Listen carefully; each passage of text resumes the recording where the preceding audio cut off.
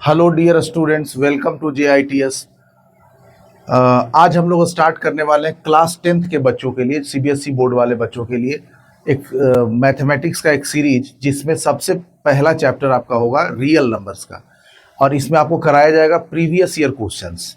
जिस तरह से आपका बोर्ड एग्जाम में पूछा जाता है उसी तरह का पैटर्न यहाँ पे बनाया गया है। तो वीडियो के लास्ट तक बने रहें और आपका पूरा कॉन्सेप्ट क्लियर होगा। तो चलिए हम लोग स्टार्ट करते हैं, है ना। तो यहाँ पे आपको दिख रहा है रियल नंबर्स, जो पहला चैप्टर है, और उसमें कौन सा क्वेश्चन आपको बताया जाएगा, तो प्रीवियस ईयर क्वेश्चंस। और यहीं से आपका सारा कॉन्सेप्ट क्लियर होगा। इसमें आपका आएगा MCQ, short questions, long questions and case based. ठीक है, तो चलिए हम लोग स्टार्ट करते हैं। पहला सवाल लेते हैं MCQ का। तो MCQ का ये पहला सवाल है, जिसमें क्या लिखा हुआ है, the exponent of 2 in the prime factorization of 144 is. तो देखिए कि 144 का प्राइम फैक्टराइजेशन यहाँ पे किया गया है। ठीक है, 144 को सबसे पहले किससे डिवाइड किया गया है, 2 से। ठीक है जी, तो 144 को जब 2 से हम लोग डिवाइड करते हैं तो कोसेंट कितना आता है, 72। फिर इसको 2 से डिवाइड करते हैं, कोसेंट कितना आता है, 36। फिर 2 से डिवाइड करते हैं 18, फिर 2 से 9, और इस तरह से कंटिन्यू करते हैं। कब तक, जब तक कि आपका कोसेंट 1 ना हो जाए। जब भी इसको 3 से करेंगे तो कितना आ जाएगा, 1। अब इसको हम लोग इस तरह से प्राइम फैक्टर्स के रूप में और उसके एक्सपोनेंट के टर्म में लिख लेते हैं। तो देखिए कि 2 कितनी बार आया, 1 2 3 4, 4 टाइम्स आया, तो 2 टू द पावर 4।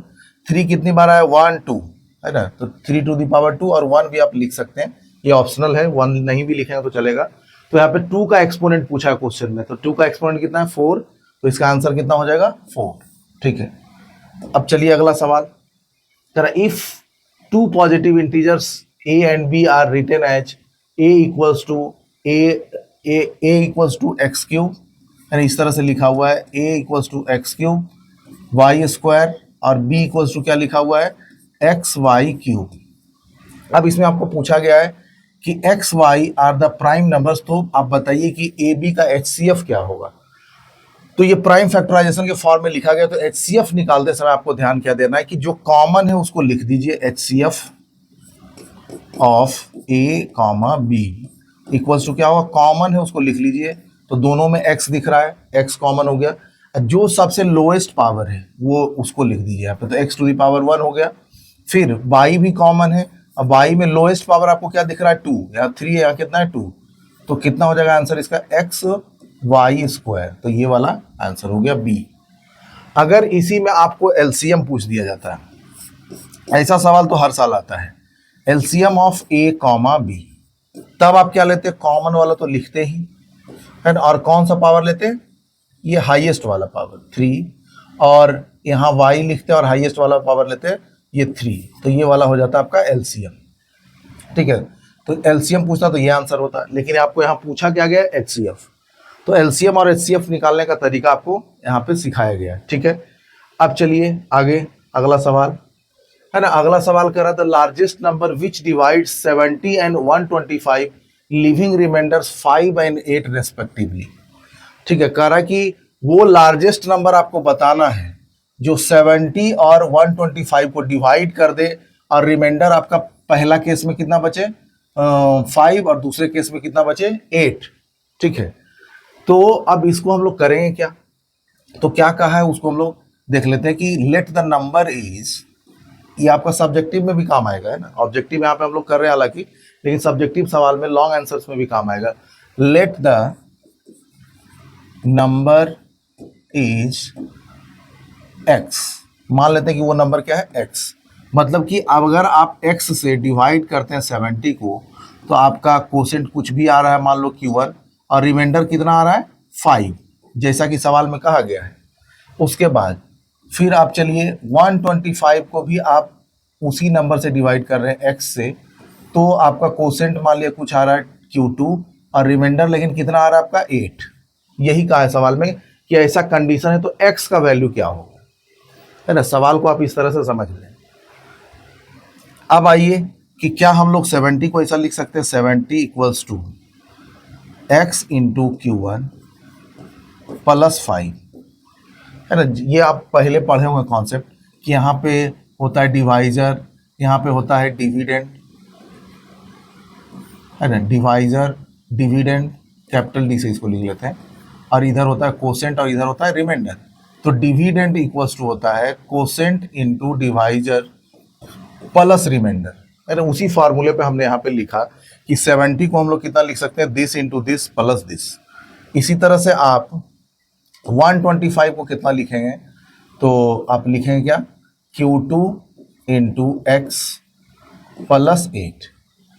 अब देखिए कि क्या हम लोग इसको ऐसा लिख सकते हैं, 70 माइनस 5 इक्वल्स टू, इस 5 को इधर ले आइए, x इंटू Q1। ठीक है, यहाँ पे क्या हम लोग ऐसे लिख सकते हैं दूसरे केस में, इस 8 को इधर ले आते हैं, 125 minus 8 equals to Q2 into x. जब ऐसा कर लेते हैं हम लोग, तो देखिए कि यहाँ पे अब हम लोग x फाइंड आउट कर सकते हैं इन दोनों नंबर में। ये जो यहाँ पे जो भी नंबर आएगा, यहाँ पे कितना आ जाएगा 65, यहाँ पे माइनस करने के बाद कितना आ जाएगा आपका, 125 में से 8 घटाएंगे तो कितना आ जाएगा आपका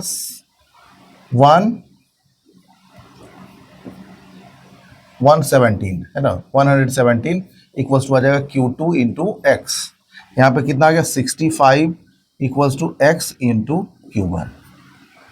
अब देखिए कि अब यहाँ से आप समझ पाएंगे कि जैसे डायरेक्टली अगर हम आपको बता देते कि 70 में से 5 घटा लीजिए, आपको डायरेक्टली बता दिया जाता कि 125 में से 8 को घटा लीजिए, तो आप लोग नहीं समझ पाते, सब्ट्रैक्ट कर दीजिए, तो कैसे समझ पाते कि क्यों सब्ट्रैक्ट किया जा रहा है, सवाल रह जाता है। तो यहाँ पे देखिए पूरा कॉन्सेप्ट क्लियर हो रहा है कि घटाने, ये इधर जो बचा है नंबर, इधर जो बचा हुआ है, जो भी एक्सप्रेशन बचा हुआ है, उसमें से x क्या है, this is the common factor, इन दोनों का कॉमन फैक्टर है। ठीक है, ये जो नंबर है इधर आया है 65 आया, इधर 117 आया, उसका कॉमन फैक्टर कितना है, x। अब कॉमन फैक्टर कैसे निकलता है, हाईएस्ट कॉमन फैक्टर मतलब HCF। इसका मतलब है कि इन दोनों 65 और 117 का HCF निकालेंगे, तब हमारा आंसर आ जाएगा जो पूछा है। ठीक है, तो अब क्या करिए कि वह 65 और 117 का HCF निकाल लीजिए आप। तो आप क्या करेंगे, 65 को हम लोग कैसे लिखेंगे, 13 इंटू 5, प्राइम फैक्टराइजेशन होगा, 117 को 117 को 13 इंटू 3 इंटू 3। अब देखिए कि इसका HCF कितना हो जाएगा, 13 हो जाएगा, है ना। हाईएस्ट कॉमन फैक्टर इसमें क्या दिख रहा है, 13। ठीक है, तो इसका आंसर कितना हो जाएगा, 13। अब देखिए कि इसको डायरेक्टली अब आप बना सकते हैं। अब यहाँ पे आपने कॉन्सेप्ट सीख लिया कि ऐसे सवालों में हम लोग क्या करते हैं कि इसको घटाना पड़ता है, जो रिमाइंडर बोल रहा है उसको घटा लेना होता है। अब देखिए जब ऑब्जेक्टिव आप बनाएंगे तो इतना प्रोसीजर करने का जरूरत नहीं है। अब जब भी ऐसा सवाल आएगा तो आप क्या करेंगे, है ना, आप क्या करेंगे, तो आपको करना क्या होगा कि आप ये जो रिमाइंडर बोल रहा है, इस रिमाइंडर को इसमें माइनस कर लीजिए, जैसे 70 माइनस 5 कर लीजिए, तो कितना आ जाता है 65। अब 125 माइनस 8 कर लीजिए, तो कितना आ जाएगा 117, और इन दोनों का HCF फाइंड आउट कर लीजिए। तो यही कॉन्सेप्ट है ना। क्यों करते हैं उसका जवाब इस सॉल्यूशन में आपको दिखा। अब आप डायरेक्टली कर सकते हैं ऐसा सवाल आए तो, कि रिमाइंडर को इसमें से माइनस कर लीजिए और उसका HCF निकाल लीजिए। ठीक है, आगे चले। अब देखिए कि है आपका कि if HCF of these two numbers 26 and 169 is 13 and LCM of 26 and 169 each, मतलब इसका LCM क्या होगा, HCF दिया हुआ है तो LCM क्या होगा। अब देखिए इसके लिए एक फार्मूला है, पढ़ाया गया है कि HCF into LCM of two numbers will be equal to the product of numbers, product of numbers. तो इसका HCF तो आपको दिया हुआ है, HCF कितना है 13, LCM आपको चाहिए, और नंबर्स कितने हैं, तो 26 है, 26 है और 169 है, तो 26 इंटू 169। अब यहाँ से आपको LCM सीधा सीधा मिल जाएगा, LCM इक्वल्स टू हो जाएगा आपका 26 इंटू 169 डिवाइडेड बाई 13, 13 दूनी 26। अब इसको मल्टीप्लाई कर लीजिए, 9 दूनी 18, 6 दूनी 12, 13 और 338, तो ये सी नंबर हो जाएगा आपका आंसर। ठीक है, अब अगला सवाल देखिए। तो यहां पे इस सवाल में इंपॉर्टेंट क्या था कि ये वाला फार्मूला आपको याद होना चाहिए, this formula HCF into LCM equals to product of numbers. ठीक है, अब अगला देखिए, कर if P is the prime number, है ना, P कैसा है, प्राइम नंबर है। प्राइम नंबर का मतलब कि जिसका केवल दो ही फैक्टर हो, एक 1 और दूसरा क्या हो, द नंबर इटसेल्फ।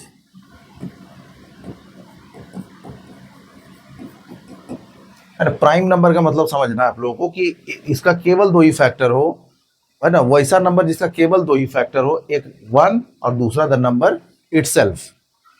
तो अब देखिए कि P एक प्राइम नंबर है बोला है, then the LCM of P, ये वाला क्या है, P स्क्वायर, इसका मतलब क्या होता है, P स्क्वायर एंड PQ, है ना, तो इसका एलसीएम बताना है। ठीक है, तो हम लोग क्या बोले थे कि अगर मान लो ऐसे दिया हुआ है P स्क्वायर एंड PQ और सब प्राइम नंबर है, तो इसमें कॉमन आपको क्या दिख रहा है, P, और सबसे हाईएस्ट पावर क्या दिख रहा है, Q, है ना, तो ये वाला आंसर हो जाएगा एलसीएम के केस में। और HCF अगर पूछ दिया जाता है इसके जगह पर, तो आपका आंसर क्या होता है, P, लोएस्ट पावर वाला। ठीक है, जैसे कि आप ऐसे इसको नंबर्स के टर्म में देख लीजिए कि 2 है, 2 का स्क्वायर है, 2 एक प्राइम नंबर है, 2 का क्यूब है। अब देखिए कि इसमें एलसीएम क्या होगा, तो LCM will be this one, और HCF क्या होगा, तो HCF will be this one. तो उसी तरह का सवाल है, इसको कॉमन बना दिया है। ठीक है, तो ये एक हल्का सवाल था, चलिए आगे चलें। The product of non zero rational and an irrational number each, है ना, तो इसमें आंसर होगा, देखिए कि आप देखिए कि प्रोडक्ट, मान लो कि एक रेशनल नंबर है और दूसरा है आपका इरेशनल नंबर, तो एक रेशनल नजर आए, दूसरा इरेशनल नजर आए, तो इसका प्रोडक्ट हमेशा आपको क्या मिलेगा, इरेशनल। अब मान लो कि दोनों अगर रेशनल है और इधर भी रेशनल है, तो रेशनल और रेशनल का प्रोडक्ट, तो आपको हमेशा क्या मिलेगा, रेशनल। लेकिन दोनों अगर इरेशनल है, इरेशनल इंटू इरेशनल, तो आपका रिजल्ट में रेशनल भी आ सकता है, इरेशनल भी आ सकता है। ठीक है, ये तीन कंडीशन आपको प्रोडक्ट में याद रखना है। अगर डिवीजन वाला आएगा तो उसमें भी हम लोग सीख लेंगे, प्लस में भी सीख लेंगे, सबट्रैक्शन में भी सीख लेंगे, लेकिन अभी के लिए आपको प्रोडक्ट वाला याद रखना कि अगर एक रेशनल हो दूसरा इरेशनल हो, तो रिजल्ट हमेशा क्या होगा, इरेशनल। अगर दोनों रेशनल हो तो रिजल्ट हमेशा क्या होगा, रेशनल। और अगर एक इरेशनल दूसरा भी इरेशनल, तो रिजल्ट में रेशनल भी आ सकता है, इरेशनल भी आ सकता है। इस कॉन्सेप्ट को आप याद रखें। ठीक है, तो यहाँ पे पूछा क्या है, the product of a non zero rational, है ना, नॉन जीरो इसलिए बोला कि जीरो ना हो जाए, जीरो तो मल्टीप्लाई करेंगे किसी से तो जीरो ही आ जाएगा। उसके बाद है एन इरेशनल, मतलब रेशनल और इरेशनल का प्रोडक्ट क्या होगा, तो ऑलवेज इरेशनल। क्या होगा, ऑलवेज इरेशनल। ठीक है, चलिए आगे बढ़ें। अगला सवाल कर रहा है कि द एलसीएम, अरे यहाँ पे दिया है कि दो नंबर का एलसीएम आपको दे दिया 36 और HCF दे दिया कितना, 2, देन वैल्यू ऑफ x। तो अभी वही वाला फार्मूला लगाना है कि एलसीएम, या इसको उल्टा करके लगा दे, इस बार जो फाइंड आउट करना रहता है उसको लेफ्ट साइड रखते हैं तो थोड़ा अच्छा लगता है। तो प्रोडक्ट ऑफ नंबर्स मतलब x into 18, product of numbers will be equals to what, LCM into HCF। तो एलसीएम कितना है 36 इंटू HCF कितना है 2। अब इसको मल्टीप्लाई करें तो कितना हो जाएगा, 18x इक्वल्स टू 36 इंटू 2। अब 18 से इसको डिवाइड कर दीजिए, x का वैल्यू निकल जाएगा, x इक्वल्स टू कितना हो जाएगा 36 इंटू 2 डिवाइडेड बाई 18। तो 18 से ये कट जाएगा कितना, 2 टाइम्स, और आपका नंबर कितना आ जाएगा, 2 इंटू 2 4। तो ये हो गया आंसर। ठीक है, नेक्स्ट सवाल की ओर चलते हैं हम लोग, है ना। तो अगला देखिए, ये 5 सवाल के बाद अब अगला आ गया नेक्स्ट सेक्शन। सेक्शन बी में आपको मिलने वाला है वेरी शॉर्ट आंसर क्वेश्चंस, जो किसके लिए होंगे, 2 मार्क्स। इसी तरह का पैटर्न होता है बोर्ड में, है ना। नंबर ऑफ क्वेश्चंस बढ़ जाएंगे आपके, जो कि हम लोग फाइनली करेंगे अंत में। ठीक है, अब चलिए, तो इसमें वेरी शॉर्ट आंसर में आपको एक सवाल यहाँ सामने दिख रहा है, लिखा है एक्सप्लेन वाई 7 इंटू एस्ट्रिक का मतलब into 11 into 13 plus 13 is composite. ये कंपोजिट क्यों है एक्सप्लेन करना है ना, वेरी शॉर्ट आंसर है। तो सबसे पहले तो आपको कंपोजिट नंबर का डेफिनेशन पता होना चाहिए। कंपोजिट नंबर है ना, यहाँ पे कंपोजिट नंबर है, इसका डेफिनेशन पता होना चाहिए कि कंपोजिट नंबर किसको कहेंगे। तो कंपोजिट नंबर वैसा नंबर है जिसका फैक्टर 1 और वो नंबर तो हो ही नंबर इटसेल्फ, उसके अलावे भी और बहुत सारे फैक्टर्स हो सकते हैं, है ना। मतलब वैसा नंबर जिसका 2 से अधिक फैक्टर हो। जैसे प्राइम नंबर में क्या होता है कि केवल 2 ही फैक्टर होता है, एक 1 और देन एक नंबर इटसेल्फ, है ना, एक नंबर ही उसका फैक्टर होता है। अब इसमें आपको क्या ध्यान देना होगा कि उन दोनों के अलावे कोई और भी फैक्टर हो, ठीक है। तो मतलब कि अगर हम लोग प्रूव कर पाए यहाँ पर कि ये जो सामने नंबर लिखा हुआ है इसका 2 से अधिक फैक्टर है, तो हम लोग क्या कह देंगे कि ये नंबर क्या है, कंपोजिट नंबर है, ठीक है। तो ये हमारे साथ नंबर है। अब इसमें देखिए कि कॉमन क्या दिख रहा है। अगर मल्टीप्लाई करने जाएंगे तो लंबा हो जाएगा, तो इसमें कॉमन क्या दिख रहा है, तो कॉमन दिख रहा है 13, तो 13 को यहाँ पे कॉमन ले लिए और 7 इंटू 11 प्लस 1 कर लिए, ठीक है।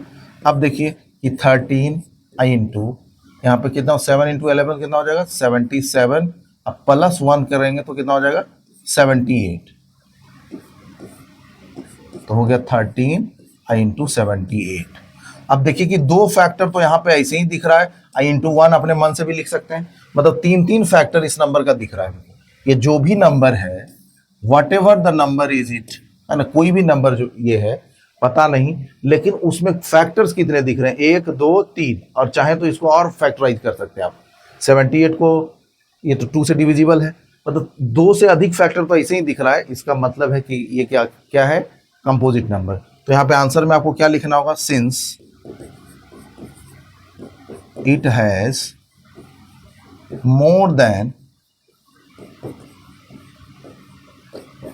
2 factors,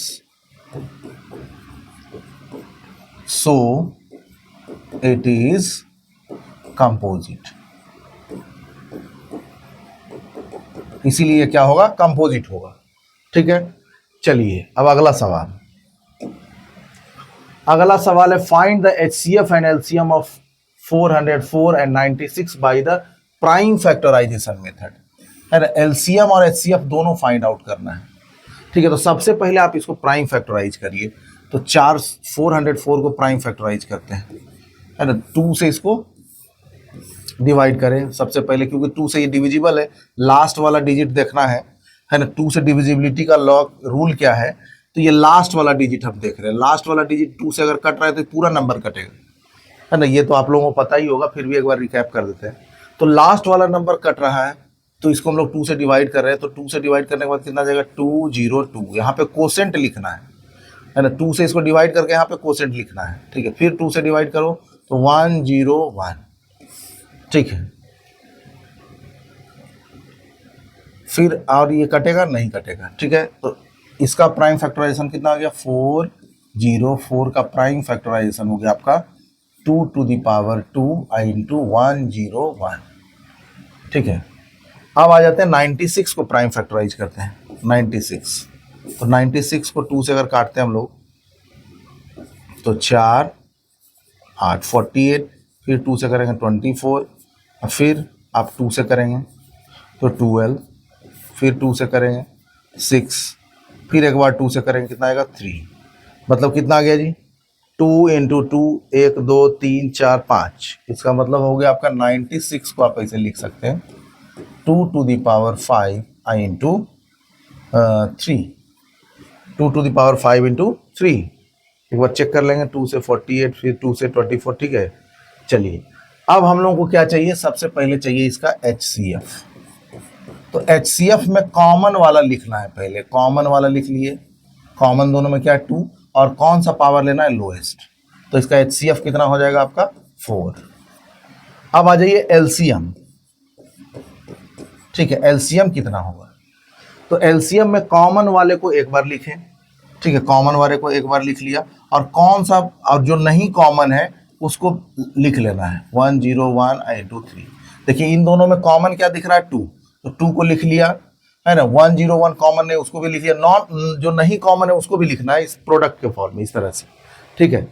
अब क्या करना है कि इस 2 तो कॉमन वाला था उसमें ध्यान देना है कि कौन सा पावर लेना है आपको, हाईएस्ट पावर लेना है 5 है ना, 2 टू द पावर 5। अब इसको मल्टीप्लाई कर लीजिए है ना, तो मल्टीप्लाई कर लीजिएगा तो जो रिजल्ट आना है आएगा।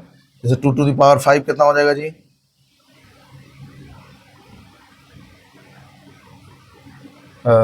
32 होना चाहिए। एक बार कर लेते हैं 2 इंटू 2 इंटू 2 इंटू 2 इंटू 2 है ना, 32 इंटू 101 इंटू 3। तो इसको मल्टीप्लाई करके आप रिजल्ट लिख देंगे जो भी आएगा, ठीक है, रिजल्ट लिख लेना है, ठीक। तो इस तरह से एलसीएम और एचसीएफ निकालते हैं, ठीक। अगला सवाल करा, can 2 numbers have 18 as their HCF and इतना as their LCM, give reasons, है ना। करा कि क्या 2 नंबर का एलसीएम और एचसीएफ और एलसीएम इतना हो सकता है, ठीक है। तो अब देखिए फार्मूला क्या है हमारे पास कि LCM into HCF equals to कितना होता है, प्रोडक्ट ऑफ नंबर्स, है ना, ए इंटू बी ऐसे लिख रहे हैं, प्रोडक्ट ऑफ नंबर्स, ठीक है। अब देखिए कि एलसीएम और एचसीएफ, अब देखो कि इसी पे आ जाओ, ये जो बैक वाला है तब आंसर आपका मिल जाएगा कि अगर आप इसका एचसीएफ देखें तो एचसीएफ में कितना है 4, तो 4 जो है इस 4 से इसका एलसीएम कट रहा है ना, एलसीएम क्या हो रहा है, कट रहा है, डिविजिबल है।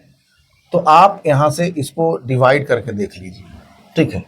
अब इसमें क्या होना चाहिए कि अगर एलसीएम बराबर क्या होना चाहिए, दोनों नंबर के प्रोडक्ट्स अगर एचसीएफ से डिवाइड करें और कट जाए तो वो उसका एलसीएम हो सकता है, ठीक है। तो इसमें आप क्या करिए कि 18 से इसको डिवाइड करके देख लीजिए, ठीक है, 18 से डिवाइड कर लीजिए 380 को, अगर कट रहा है तो ये वाला एलसीएम होगा, ये वाला एचसीएफ होगा और ये एलसीएम हो सकता है किसी नंबर का। तो 18 से डिवाइड करें, क्या कट रहा है 2 टाइम्स, पूरा करना चाहिए, यहाँ पे 2 आ गया, यहाँ पे 0, फिर एक बार लगाएं 18, नहीं कट रहा, रिमाइंडर बच रहा है। तो ऐसा पॉसिबिलिटी नहीं है, क्योंकि देखिए जहां भी नंबर्स का 2 नंबर्स का एलसीएम एचसीएफ आप निकालते हैं तो उस नंबर का जो एलसीएम होता है एचसीएफ से डिविजिबल होता है, ठीक है।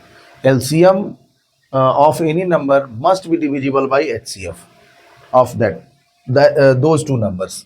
तो ये पॉसिबल नहीं है, तो आप यहाँ पे क्या लिखिएगा, since 380 is not divisible by 18, so it cannot be the LCM and HCF of any 2 numbers, ठीक है। अब आगे चले, करा find the smallest number which when increased by 17 is exactly divisible by both 520 and 468। करा कि आप यहाँ पे find the smallest number which when increased by 17 exactly divisible by both these 2 numbers, है ना। करा कि वैसा नंबर फाइंड आउट कीजिए जिसको अगर 17 से बढ़ा दें, है ना, मतलब उस नंबर को में 17 ऐड कर दें तो वो नंबर इन दोनों नंबर से कट जाए, ठीक है। तो उसके लिए सबसे पहले क्या करना होगा, इसका आपका एलसीएम निकालना होगा इन दोनों नंबर्स का, है ना, क्योंकि इन दोनों नंबर से कटने वाला जो नंबर है 520 एंड 468 से जो भी नंबर कटेगा इन दोनों का क्या होगा, मल्टीपल, इन दोनों का क्या होगा, मल्टीपल, इसका भी मल्टीपल होगा और इसका भी मल्टीपल होगा, तभी कटेगा। वो कॉमन नंबर जो दोनों के मल्टीपल में आएगा और वो वही इससे कटेगा, ठीक है। तो चलिए हम लोग ऐसा नंबर ढूंढते हैं जिसको 17 से अगर हम लोग बढ़ाएंगे तो वो इन दोनों से डिविजिबल हो जाना चाहिए, यही सवाल पूछा गया आपसे, ठीक है। तो इन दोनों का क्या निकालना होगा, सबसे पहले हम लोग को एलसीएम। तो एलसीएम फाइंड आउट करते हैं, कौन सा मेथड लगाना है यहाँ पे, प्राइम फैक्टराइजेशन। तो 520 को प्राइम फैक्टराइज कीजिए, आप इधर कर लेते हैं।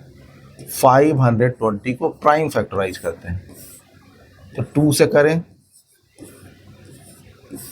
फिर 2 से डिवाइड करेंगे 130, फिर इसको 2 से डिवाइड करेंगे 65, फिर 5 से करेंगे।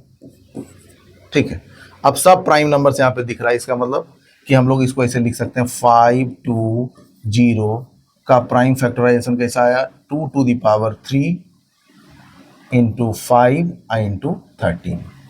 ठीक है, अब चलिए इसको करते हैं 468 को, 468 2 से करें, फिर 2 से इसको करें डिवाइड, 1 1 7, फिर 13 से होगा, या 3 से भी कर सकते थे, फिर इसको 3 से करिए तो 3 टाइम्स। ठीक है, तो इसका भी प्राइम फैक्टराइजेशन हम लोग यहाँ पे लिख लेंगे 468 का, तो कितना आ जाएगा जी, 2 to the power 2 into 3 to the power 2 into 13। तो इस तरह से प्राइम फैक्टराइज करके लिख लिया। उसके बाद हम लोग इसका क्या निकाल लेंगे, एलसीएम। ठीक है, तो एलसीएम निकालने के लिए हम लोग क्या करते हैं कि कॉमन वाले को पहले लिख लेते हैं। तो इसमें 2 कॉमन दिख रहा है, 2 को लिख लीजिए। 3 कॉमन दिख रहा है क्या, नहीं। 13 कॉमन दिख रहा है, उसको लिख लीजिए, है ना। कॉमन वाला को पहले लिख लिया, उसके बाद जो नहीं कॉमन है उसको भी लिखना है प्रोडक्ट के फॉर्म में, 5 into 3 to the power 2 LCM निकालने के लिए। ठीक है, अब जो कॉमन लिखे थे, है ना, ये दोनों कॉमन था। अब इसका हम लोग को कौन सा पावर देखना, हाईएस्ट। तो 2 का हाईएस्ट पावर कितना है, 3, और 13 का हाईएस्ट पावर कितना, 1, तो उसको रहने दीजिए। ठीक है, अब इसको मल्टीप्लाई करिए आप, 8 इंटू 13 इंटू 5 इंटू 9। ठीक है, अब ऐसा हो गया आपका, 8 बचे 40, 40 इंटू 13 इंटू 9। अब देखिए 13 चौके 52, 520 और इंटू 9, तब ये क्या आ जाएगा, 9 9 दूनी 18 0, फिर आ गया आपका 9 पचे 45 46, है ना, 0 9 दूनी 18 का 8, बाकी है। ठीक है, तो इतना आ गया। ये नंबर जो है इन दोनों से एग्जैक्टली डिविजिबल है ना। ये जो नंबर आया 4680, ये इन दोनों से एग्जैक्टली डिविजिबल है। लेकिन आपसे ये नहीं पूछा गया है, आपसे क्या पूछा गया कि find the smallest number which when increase by 17 is exactly divisible by both 520 and 468। ठीक है, आपको वो वाला नंबर बता देना है जिसमें अगर हम लोग 17 ऐड कर दें, 17 ऐड कर दें, मतलब ऐसे करिए, तो इन दोनों से एग्जैक्टली डिविजिबल नंबर कौन है, ये है एग्जैक्टली डिविजिबल नंबर। ठीक है, तो हम लोगों को वो नंबर बताना है। वो मान लीजिए कि वो number, let the number is x। तो x में अगर हम लोग 17 जोड़ दें तो वो नंबर क्या बन जाए, 4680। हमसे वही पूछा गया है कि वो नंबर फाइंड आउट कीजिए जिसमें 17 ऐड कर दे, 17 ऐड कर दे, तो वो एग्जैक्टली डिविजिबल हो जाए इन दोनों से। ठीक है, एक बार प्रोसेस को समझिए कि इन दोनों से जो डिविजिबल होगा कॉमन नंबर, वो क्या होगा, इन दोनों का मल्टीपल, है ना। तो मल्टीपल कैसे निकलता है, LCM। इसका मतलब ही होता है लोएस्ट कॉमन मल्टीपल, मतलब वो वाला मल्टीपल जो लोएस्ट है और कॉमन है वही निकलेगा एलसीएम से। तो वही निकल गया है ये, मतलब कि ये नंबर इन दोनों से कटेगा। लेकिन हमको वो नंबर नहीं चाहिए, हमको वो नंबर चाहिए जिसमें 17 ऐड कर दें, है ना। मतलब x में हम लोग अगर 17 ऐड कर दें तो वो नंबर कितना हो जाए, इतना। इसका मतलब x निकलेगा कैसे, तो हम लोग को 4680 में 17 घटाना पड़ेगा। तो घटा दो, जो आएगा सो आंसर हो जाएगा 3। यहाँ पे कितना हो जाएगा जी, 7, नहीं 3, यहाँ पे कितना हो जाएगा 6, 3 6 यहाँ हो गया आपका 6 4। तो ये होगा आपका answer, this is the answer of this question. ठीक है, अब चलें आगे। अब आ गया सेक्शन सी, है ना। सेक्शन ए में क्या था, एमसीक्यू, एक एक मार्क्स का। सेक्शन टू में कितना, सेक्शन बी में क्या था, वेरी शॉर्ट आंसर्स, जिसमें आपको 2 मार्क्स मिलेगा। और अब आ गया 3 मार्क्स वाला। ठीक है, अब इसमें देखिए पहला सवाल कर, prove that root 7 is irrational number, है ना। ये तो बहुत ही कॉमन सवाल है, हर साल आता है इस तरह का, तो सब है ना। तो इसमें आपको प्रूव जो होता है इरेशनल नंबर, वो कैसा होता है, प्रूफ बाय कॉन्ट्राडिक्शन। इसमें क्या होता है, प्रूफ बाय कॉन्ट्राडिक्शन।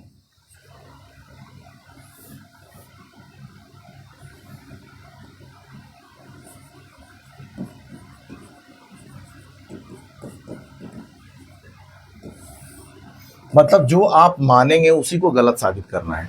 और हमेशा क्या करना होता है स्टेप 1 में, कि आप इस जो इरेशनल प्रूफ करना है उसको मान लेना होता है रेशनल, है ना। तो सबसे पहला स्टेप इसका क्या होगा, पहला स्टेप नंबर 1, स्टेप नंबर 1 में लिखेंगे let root 7 is a rational number. Let root 7 is a rational number. जब रूट 7 रेशनल नंबर है, इसका मतलब है कि हम लोग क्या लिख सकते हैं, then root 7 will be written in the form of p by q. Rational number का डिफिनीशन ही है कि उस नंबर को किस फॉर्म में लिखा जाए, पी बाई क्यू के फॉर्म में। ठीक है, तो रूट 7 को हम लोग किस फॉर्म में लिख सकते हैं, पी बाई क्यू, जहां where P and Q are co-prime integers, co-prime integers। अब इसका मीनिंग भी आपको साथ में समझना है कि को प्राइम इंटीजर्स कहने का मतलब क्या हुआ। को प्राइम का मतलब होता है कि P एंड Q का HCF कितना होना चाहिए, 1। मतलब दोनों का हाईएस्ट कॉमन फैक्टर क्या होना चाहिए, 1। मतलब दोनों को अगर हम लोग फैक्टराइज करेंगे तो कॉमन फैक्टर क्या मिलना चाहिए, 1। ठीक है, मतलब ऐसे यहाँ पे और समझा दे इसको कि P को अगर आप फैक्टराइज कर रहे हैं तो इस तरह से आ रहा है, कुछ भी आ रहा है, मान लो m into n i into 1, है ना। Q को अगर आप फैक्टराइज कर रहे हैं तो यहाँ पे इधर दूसरा है x इंटू वाई इंटू 1। तो कॉमन सिर्फ क्या दिख रहा है, 1। यानी इसी तरह का कंडीशन बनना चाहिए, तब उसको हम लोग को प्राइम करते हैं। और ऐसे सीधा सीधा समझिए कि दोनों का HCF क्या होना चाहिए, 1। और इंटीजर्स का मतलब तो आप लोग समझते ही है कि इंटीजर्स का मतलब ये क्या होना चाहिए, 0 1 2 3 -1 -2, इस तरह से होना चाहिए। ठीक है, तो को प्राइम इंटीजर्स होना चाहिए। तो अब ये जो होना चाहिए इसी को हम लोग प्रूफ करने वाले हैं कि ये नहीं होगा, है ना। कॉन्ट्राडिक्शन में हम लोग क्या प्रूफ करने वाले हैं कि होना चाहिए इसको को प्राइम, लेकिन नहीं है। मतलब कि इसका हम लोग ऐसा फैक्टर ढूंढेंगे, ठीक है, को प्राइम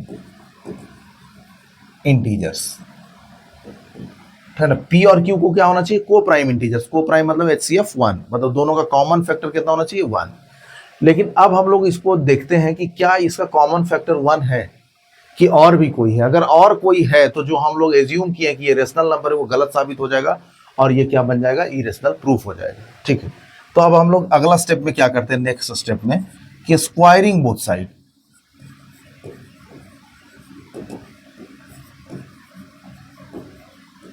स्टेप वाइज इसको लॉजिकली याद रखना है।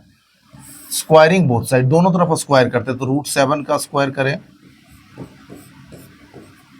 इक्वल्स टू, इधर क्या लिखेंगे, P square by q square, या रूट 7 का मतलब 7 टू दी पावर 1/2, इसका पावर 2। एकदम पूरा बेसिक से चल रहे हैं हम लोग, ताकि जिन बच्चों को मैथ्स में प्रॉब्लम होता है उनको भी समझ में आ जाए। ठीक है, तो ये 2 से 2 कट गया। अब चलिए इधर कितना आ जाएगा, 7 equals to p square by q square. ठीक, या आप यहां से लिख सकते हैं 7 into q square equals to p square. ठीक, ये इसको आप मान लीजिए इक्वेशन नंबर 1। इसको क्या मान लेना है, इक्वेशन नंबर 1। ठीक है, अब चलिए नेक्स्ट पेज पे चलें। अब देखो कि हमारा इक्वेशन नंबर 1 क्या आ गया है, 7 into q square equals to p square, 7 into q square equals to p square. इसका मतलब क्या होता है, जैसे मान लो कि यहाँ पे हम लिखें कोई भी नंबर इधर लिखते हैं, इधर लिख देते हैं 16 इक्वल्स टू, इधर लिख लेते हैं हम लोग 2 इंटू 8, क्या लिख लेते हैं 2 इंटू 8। इसका मतलब क्या होता है, अगर ऐसा लिखा हुआ है और इसी को हम ऐसे कन्वर्ट कर लेते हैं 2 into something x equals to y, 2 into x equals to y. इसका मतलब क्या होता है कि अगर इस फॉर्मेट में कोई नंबर लिखा हुआ है y equals to 2 into x, मतलब ये y जो है 2 से डिविजिबल, देखो 2 से ये वाला डिविजिबल है, तभी हम लोग ऐसा लिखें। तो इस नंबर से जो यहाँ पे दिख रहा है कोफिशिएंट के रूप में, उससे ये डिविजिबल है, तो इसका मतलब यही हुआ। तो इसका मतलब है आपका 7 into q square equals to p square, मतलब हम लोग लिख सकते हैं कि p square is divisible by 7, p square is divisible by 7। अब देखो कि किसी नंबर का, जैसे मान लो कि 8 का स्क्वायर तो कितना होता है 64, तो अगर 8 का स्क्वायर 4 से डिविजिबल है, 8 का स्क्वायर 4 से डिविजिबल है, तो क्या 8 भी तो 4 से डिविजिबल है। देखो किसी नंबर का स्क्वायर अगर किसी दूसरे नंबर से डिविजिबल है ना, 8 का स्क्वायर 64 और 64 4 से कटता है, डिविजिबल है, तो इसका मतलब क्या है कि ये नंबर भी 4 से कटता है। ठीक है, इसी बात को यहाँ पे ध्यान में रख के ये लिखा जाता है कि hence P is divisible by 7, P किससे कट जाएगा, 7 से कट जाएगा। अब एक काम हमारा हो गया। अब देखो कि अगर P 7 से कट रहा है, अरे कोई भी नंबर अगर किसी चीज से कट रहा है, जैसे कि मान लो 4 2 से कट रहा है, तो इसको लिख सकते हैं 2 इंटू 2, है ना। 8 भी 2 से कट रहा है, तो लिख सकते हैं 2 इंटू 3, है ना। आपका 16 भी 2 से कट रहा है, 2 इंटू 8 लिख सकते हैं ऐसे। मतलब अगर कोई नंबर है किसी नंबर से कट रहा है तो उतना इंटू समथिंग आता है ना। कहने का मतलब है कि अगर यहाँ देखें कि P अगर 7 से कट रहा है तो देन हम लोग लिख सकते हैं then P equals to 7 into something. समझ रहा है कॉन्सेप्ट को, है ना। अगर P 7 से कट रहा है तो हम लोग क्या लिख सकते हैं, P equals to 7 into something. Something मतलब M लिख दिए, है ना। M जहाँ पे क्या है आपका कोई इंटीजर है, M इज एन इंटीजर। अब देखो कि अब हम लोग इस बैक इक्वेशन पे आते हैं, इस पे कि 7 into q square equals to क्या लिखा हुआ है, पी स्क्वायर। अब इसी इक्वेशन से हम लोग लिखेंगे नाउ। अब यहाँ पे हमको मिला क्या, P का एक फैक्टर मिल गया 7, है ना। Q का अब हम लोग फैक्टर ढूंढने के लिए ये प्रोसीजर अपना रहे हैं, है ना, Q का। तो चलिए हम लोग लिखते हैं कि बाई इक्वेशन 1, इक्वेशन 1 में क्या लिखा गया है, 7 into q square equals to p square. अब देखिए कि क्या हम लोग P की जगह पर 7m रख सकते हैं, हाँ रख सकते हैं। 7q स्क्वायर इक्वल्स टू यहाँ पे 7m का होल स्क्वायर। अब चलिए इसमें हम लोग देखें कि क्यू स्क्वायर को क्या लिख सकते हैं, क्यू स्क्वायर इक्वल्स टू 7 का square into m square divided by 7। तो एक तो कट जाएगा, इसका मतलब क्या आ जाएगा 7m स्क्वायर। या इसको हम लोग ऐसे लिख सकते हैं कि क्यू स्क्वायर इक्वल्स टू आपको क्या मिल गया 7m square. Q square equals to क्या मिल गया 7m स्क्वायर। अब देखो कि यहाँ हम लोग इसी तरह से लिख सकते हैं कि पी स्क्वायर इक्वल्स टू था 7q स्क्वायर, यहाँ पे क्या आ गया q square equals to 7m square. इसका मतलब है कि हम लोग लिख सकते हैं कि Q square is divisible bye Q square is divisible by 7। Hence जब किसी नंबर का स्क्वायर 7 से कट रहा है मतलब वो नंबर भी 7 से कट रहा होगा। Q is divisible by 7, Q is divisible by 7। अब हम लोग देखिए कि यहाँ पे क्या आ गया, Q इज डिविजिबल बाई 7, यहाँ पे क्या आ गया, P is divisible by 7।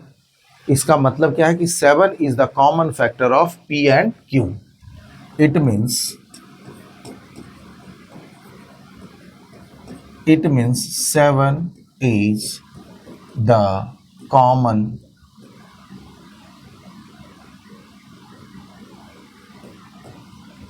factor of P and Q।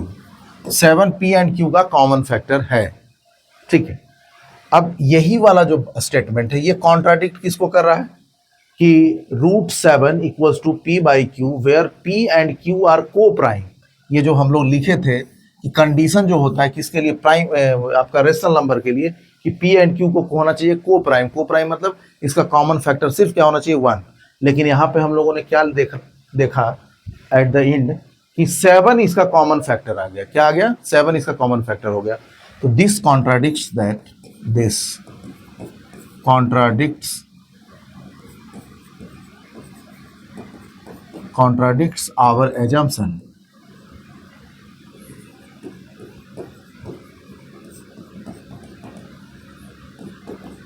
that √7 equals to P by Q is a rational number।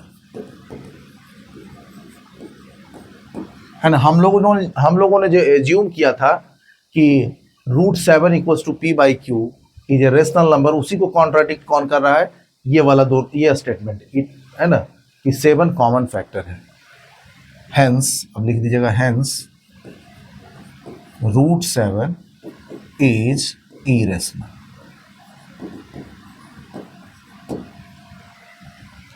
Hence √7 is irrational. इसी तरीके से इसी प्रोसीजर से आप कर सकते हैं, √3 को इरेशनल प्रूव कर सकते हैं, √5 को। इसको एक बार अच्छे से कर लेंगे, ये तो आना ही है ना, ये तो हर साल आता है। चलिए अब अगला देखते हैं हम लोग कि इसी पे बेस्ड है कि गिवन दैट, इस बार आपको दे दिया कि √5 is irrational, prove that 2 plus, एक तो आपको ये दे देगा कि √5 को इरेशनल प्रूव करें, तो वो ये वाला प्रोसीजर अपनाएंगे आप जो इसके पीछे वाला सवाल में हुआ है, ठीक है। अब यहाँ पे लेकिन आपको दे दिया कि √5 पहले से पता है आपको कि इरेशनल है, तो आपको प्रूफ क्या करना है, 2 + 3√5 इज इरेशनल, ठीक है। तो चलिए ये दो बार आया सवाल, देखिए। तो चलिए इसको हम लोग करते हैं।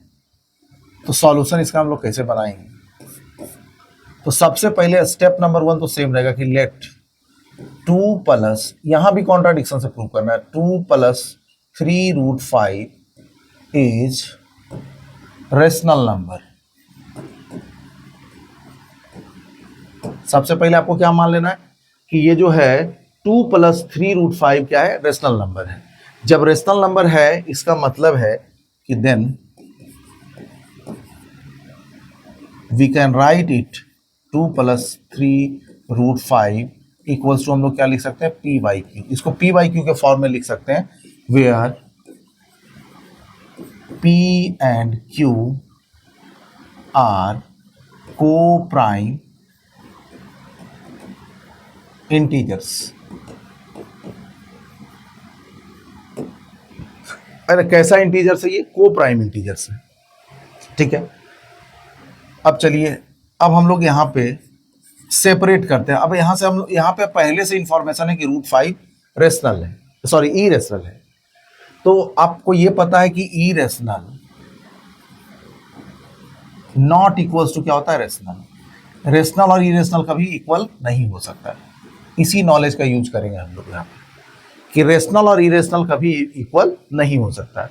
चलिए हम लोग क्या करते हैं, जो इरेशनल पार्ट है उसको सेपरेट करते हैं। 3√5 equals to P by Q -2, या इसको आप लोग ऐसे लिख सकते हैं, √5 equals to P -2Q by 3Q। अरे एलसीएम ले लिए और ये वाला 3 को इधर ले गए, तो ऐसा लिख दिए इधर। अब इसमें देखिए कि सब इंटीजर्स है, P भी इंटीजर, Q भी इंटीजर, Q भी इंटीजर, 2 भी इंटीजर, सब इंटीजर्स हैं। तो इधर हम लोग देख रहे हैं कि अब इसमें इस इक्वेशन से हम लोग देख रहे हैं क्या कि on the RHS side, right hand side में आपका P, Q, 2, 3 all are integers. तो इंटीजर्स के कॉम्बिनेशन से आपका क्या बनने वाला है, ऊपर भी इंटीजर नीचे भी इंटीजर, तो ये क्या बन रहा है, hence P minus 2Q divided by 3Q is rational, but √5 is irrational. इतना लिखेंगे हम लोग, है ना। यहाँ पे देखिए P2 है ना, PQ 2 and 3 all are integers. Integer से कॉम्बिनेशन से क्या बनने वाला है, रेशनल नंबर, है ना। इंटीजर बाई इंटीजर क्या बनने वाला है, रेशनल नंबर। और इधर बट, लेकिन इधर जो LHS साइड में है √5 वो क्या है, irrational. Here we see, here we get irrational equals to rational, which is not true, जो सही नहीं है, जो सही नहीं है। हम लोगों को यहां पे मिल गया क्या, rational equals to irrational equals to rational, जो सही नहीं है। It means our assumption is wrong या false, hence जो हम लोग माने हैं वो गलत साबित हो गया। hence आपका जो है ये वाला 2 + 3√5, 2 + 3√5 is irrational।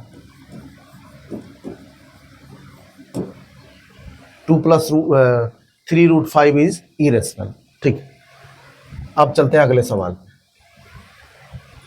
Find the greatest number of 6 digits exactly divisible by this this and this. करा कि 6 डिजिट का सबसे ग्रेटेस्ट नंबर आपको फाइंड आउट करना है जो इन तीनों से एग्जैक्टली डिविजिबल हो। ठीक है, अब देखिए कि इन तीनों नंबर से जो एग्जैक्टली डिविजिबल होगा तुरंत दिमाग में आना चाहिए, सोचना है आप लोगों को कि 24, 15 और 36 से जो एग्जैक्टली डिविजिबल होगा क्या इन तीनों का कॉमन मल्टीपल होगा, कॉमन मल्टीपल, और वो भी कौन सा, highest, and highest common multiple. ठीक है, तो इसी को हम लोग क्या कहते हैं, लोएस्ट कॉमन मल्टीपल, सॉरी, क्या होगा, लोएस्ट कॉमन मल्टीपल।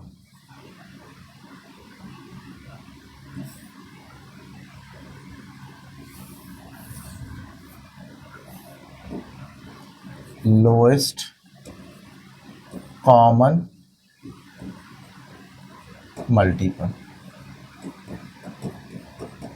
ऐसे सवालों में तुरंत दिमाग में आना चाहिए मल्टीपल का मतलब ही क्या होता है, एलसीएम निकालना है आपको, है ना, एलसीएम, है ना। कौन सा इसका मल्टीपल अगर आपको चाहिए तो आपको क्या निकालना होगा, एलसीएम। इन तीनों से जो डिविजिबल है वो कौन सा है, इसका मल्टीपल ही तो होगा। जैसे 2 से जो डिविजिबल है, 3 से जो डिविजिबल है वो क्या है, 3 का मल्टीपल ही तो है।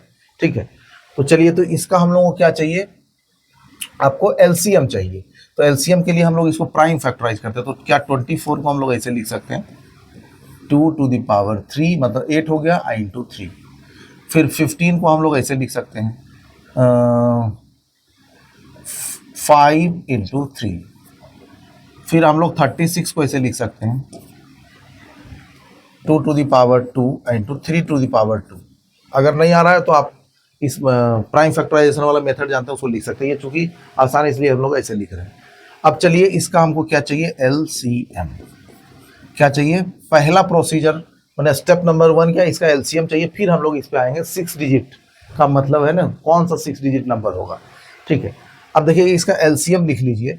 तो एलसीएम कैसे लिखेंगे, तो कॉमन वाला को लिखिए एक बार। तो 2 इसमें भी है, कॉमन तो कोई है नहीं, है ना, 2 इन दोनों में है, तो कॉमन वाला लिख लेते हैं 2 का पावर 3, जो कॉमन है उसमें हाईएस्ट पावर, ठीक है। 3 3 सब में कॉमन है तो 3 लिख लिए। 3 का हाईएस्ट पावर क्या दिख रहा है, 2 इन 2। फिर चलिए 5 कॉमन नहीं दिख रहा, 5 को लिख लें, और तो कुछ है नहीं, ठीक। तो यही वाला क्या हो जाएगा इसका एलसीएम। तो 3 का मतलब 8 हो गया यहाँ पे, यहाँ 9 हो गया, यहाँ पे कितना हो गया 5 हो गया। तो चलिए कितना हो जाएगा, 8 बजे 40, 9 चौक 360। 360 आ गया क्या इसका एलसीएम। लेकिन ये हमसे नहीं पूछा है, ये तो वो नंबर आया जो इन तीनों से एग्जैक्टली डिविजिबल है। हमको वो नंबर चाहिए, find the greatest number of 6 digit which is exactly divisible by this. अब ऐसे हम लोग सोच सकते हैं, ठीक है। तो 360 से आप किसको डिवाइड करेंगे, अगला स्टेप में, नेक्स्ट स्टेप में क्या करेंगे, 360 से डिवाइड करना है आपको ग्रेटेस्ट नंबर ऑफ 6 डिजिट। उसके बाद हम लोग समझेंगे कि क्या और आगे क्या करना है, 9 9 9 एंड 9, ठीक है। तो ग्रेटेस्ट नंबर ऑफ 6 डिजिट को डिवाइड किससे करना है, इस ये जो एलसीएम आया उससे, ठीक है। तो एलसीएम से डिवाइड करिए। तो सबसे पहले कितना बार लगेगा देख लीजिए, यहाँ 999 है यहाँ पे, इसका मतलब है कि 3 तिहाई 9 ज़्यादा हो जाएगा, इसका मतलब 2 बार लगेगा, ठीक है। तो हम लोग 0 6 दूनी 12 का 2 बाकी 1 तो 3 दूनी 6 1 7, 720 आ गया। अब इसको हम लोग क्या करें, 9 यहाँ पे 9 में से चल गया 2, तो कितना बच गया 7, और यहाँ से पे कितना आ गया 7 चल गया, तो 279 इज लेस देन 360। तो 1 तो 9 यहाँ पे हम लोग लिख लेते हैं। डिवीजन का जो मेथड है, अब 9 तिहाई 27, 9 बार में तो ज़्यादा हो जाएगा, इसका मतलब 8 बार लगा के देखते हैं हम लोग। गलती भी हो सकता है, उसको हम लोग सुधारेंगे। मान लिया 8 बार नहीं लगा तो 7 बार लगाएंगे। हम लोग ऐसे लगाते हैं कि 3 से 9 तिहाई 27 ज़्यादा हो सकता है, इसलिए 8 बार लगाए, एस्टिमेट करके लगाते हैं हम लोग। चलिए तो यहाँ पे क्या लिखेंगे, 0 फिर 8 6 48 का 8 बाकी 4, फिर 8 तिहाई 24 4 28। ओ अच्छा, 8 बार में भी ज़्यादा हो जा रहा है, इसका मतलब कि 8 नहीं 7 बार लगाना है। 7 टाइम्स, 7 टाइम्स लगाइए, है ना। 7 टाइम्स लगाइएगा तो कितना आएगा, 0 7 6 42 के 2 बाकी 4, और 7 21 4 25, चलो इतना आ गया। तो 9 फिर कितना हो जाएगा जी 7, फिर कितना आ जाएगा यहाँ पे 2, और यहाँ है ना 279 आया। ओ 279 संजोग से बराबर आ गया, ठीक है। तो अब इस पे फिर एक 9 है, उसको यहाँ पे करेंगे, फिर कितना बार लगेगा 7 बार, कितना लिखेंगे 2 5 2 0, फिर कितना आएगा 279, फिर तो वही आने वाला है। इसका मतलब रिमाइंडर कितना आ रहा है 279, है ना। लास्ट में तो यही बचेगा, अगला बार भी 9 लिखेंगे तो वही आएगा। तो रिमाइंडर कितना आ रहा है 279। अब देखो कि क्या इसमें हम लोगों को समझना है फिर सवाल को, कि find the greatest number of 6 digit which is exactly divisible by this 3। इन तीनों से कट जाना चाहिए। तो इसमें पहला स्टेप में हम लोग क्या करते हैं कि इन तीनों का एलसीएम निकाल लेते हैं। तो ये वाला आ जाता है greatest number which is exactly divisible by this, है ना। ये ग्रेटेस्ट नंबर नहीं, सॉरी, स्मॉलेस्ट नंबर आ जाता है, मतलब कॉमन मल्टीपल जो आया तो वो स्मॉलेस्ट नंबर आ गया जो इससे एग्जैक्टली डिविजिबल है इन तीनों से। लेकिन हमको चाहिए 6 डिजिट वाला। अगर ये पूछता तो इतना ही आंसर होता है। तो 6 डिजिट का निकालने के लिए हम लोग क्या करते हैं, 6 का सबसे बड़ा डिजिट को हम लोग डिवाइड कर देते हैं इससे, तो इतना रिमाइंडर बच जाता है। मतलब कि अगर इस रिमाइंडर को इसमें से घटा दें तो जो नंबर बचेगा वो क्या हो जाएगा, पूरा एग्जैक्टली डिविजिबल हो जाएगा किससे, आपका इससे, मतलब इन तीनों से, ठीक है। तो हम लोग क्या करते हैं कि ये जो है ना आंसर के लिए हम लोग क्या करते हैं, ये 6 डिजिट का जो सबसे बड़ा नंबर है उसमें से घटा लेते हैं कितना,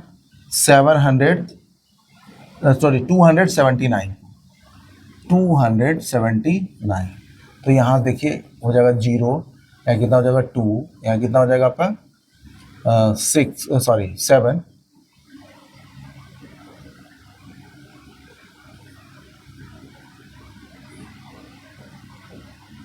यहाँ हो गया 0, यहाँ पे हो गया आपका 2, यहाँ कितना हो गया 7, यहाँ पे आ गया आपका 999। तो ये 6 डिजिट का स्मॉलेस्ट नंबर है, या सॉरी लार्जेस्ट नंबर है, जो इन तीनों से एग्जैक्टली डिविजिबल है ना। 6 डिजिट का लार्जेस्ट नंबर चाहिए था, ग्रेटेस्ट नंबर, वो इन तीनों से डिविजिबल है। तो प्रोसीजर को समझना है। सब ऐसे सवाल में सबसे पहले क्या करना है कि इन तीनों जो भी नंबर यहाँ दिया हुआ उसका एलसीएम निकाल लेना है। एलसीएम निकालने के बाद वो नंबर आएगा, वो स्मॉलेस्ट नंबर आएगा जो इन तीनों से डिविजिबल है। उसके बाद जो आपको यहाँ पे जितना भी डिजिट का बोला है ना ग्रेटेस्ट नंबर, उसका उतना डिजिट का जो ग्रेटेस्ट नंबर है उसको इससे डिवाइड कर दीजिए एलसीएम से, है ना। जो रिमाइंडर बचे उसको इसमें माइनस कर लीजिए, वही आंसर होगा। ठीक है, इस वीडियो में इतना ही। अब आगे आप लोग अगले लेक्चर में देखेंगे।